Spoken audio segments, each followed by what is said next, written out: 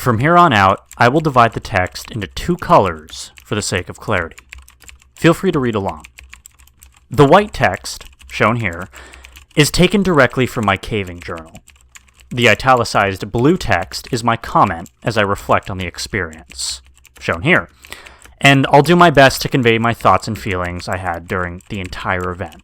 I will not use the actual names of the other individuals involved, so please stop asking. I will include the entire relevant text of my journal. Only small parts of the journal will I skip. This will only occur when the entry has nothing to do with the experience in the cave, such as eating dinner after a trip, getting fuel or snacks, irrelevant details, etc. My journal is fairly thorough, but I will merely summarize what I am cutting out of the actual entry. In an effort to present this experience in an accurate light as possible, I will type my journal as I wrote it. Sans grammar check. Please overlook my errors. My additional comments will help to clarify the things I wrote in my journal. Caving Journal, December 30th, 2000. B and I decided to get in one more caving trip before the new year. So we set our sights on Mystery Cave. Not a spectacular cave, but since neither of us had been caving in a while, it would be nice to go to any cave at that point. There was a bit of excitement for this trip. There was a small passage in the lower portion of the cave that I wanted to check out to see if it was possible to get past it. It had a small opening, but lots of air blowing out of it. Even though it is way too small to climb through, I had never even checked to see what was inside the passage. We got our gear loaded up and hit the road by 3 p.m. We got to the cave in great time, since B likes to drive fast. We anchored from the usual tree and began to rappel into the cave. I went down first and got my gear together while B came down. Note, I will refer to B many times. We've been caving together for many months now. He was injured in a caving accident a few years ago and was told he would never walk again. Through hard work and perseverance, he not only walks, but can get around very well in caves. The trickier parts of a cave might slow him down a bit, but he can make it. He patiently works through an obstacle until he gets past it. As for the reference to the small opening in the cave, there is a saying among cavers. If it blows, it goes. Meaning, if a passage has a good flow of air, it's probably worth investigating. After we explored all the usual passages, we climbed down to check out the hole.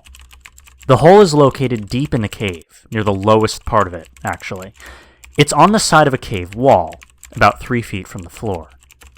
To look inside the hole, I had to kneel down to duck under an overhang of rock. I used my backup mini-mag light and held it inside the hole to see what I could see. And suffice to say, I was excited by what I saw. The wall around the hole was about 3 to 5 inches thick, and it led me into a tight passage.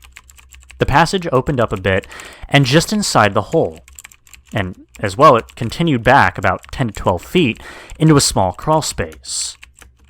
After that it seemed to, really open up, although how much we couldn't actually tell. This could be a virgin passage. Obviously no one has passed through this route, but there could be a way into the passage from the other side. To even get to the crawl space, we would have to enlarge the opening, and currently, it's about the size of my fist. Once we get past the opening, we would have a tight crawl back to where it opened up. It would take some work, but we thought we could do it. We sat down for a few minutes to rest and contemplate our plan of attack. While we sat there in the darkness, we could hear the wind howling from the other side of the passage. It was a low, eerie noise. We could also hear a low rumble from time to time. No big deal, though. The cave is in the vicinity of a highway that has heavy trucks drive on it. We figured the rumble was the effect of the trucks resonating through the rocks. We determined that our best plan would be to haul a cordless drill into the cave to drill into the rock. Then we could take a bullpen and a small sledgehammer and break up the rock. It seemed pretty straightforward, right? We would widen the hole big enough to squeeze in and see what was on the other side. The efforts to haul all the equipment down the hole, it would be a pain, but we hoped it would be worth it. I named the passage Floyd's Tomb, after Floyd Collins. It seemed to look like the tight spot where Floyd spent his last miserable days on Earth. Now, as an aside, Floyd Collins was a caver back in the early 1900s. He got stuck in a tight crawl space and was unable to free himself. It's an amazing story that is detailed in a book called Trapped, the story of Floyd Collins. I think that was the title. I don't really recall the author. Sorry. Calling our passage Floyd's Tomb was not only a tribute to Floyd, but a commentary of the size of the passage. Well, in retrospect, it is funny how simple I thought it was going to be. I figured a few hours' work and we would be in.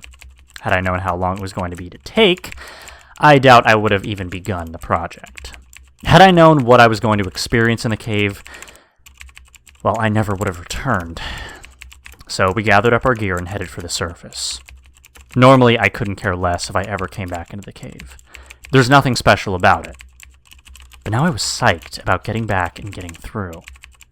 We hadn't even left the cave, and we were planning our return trip.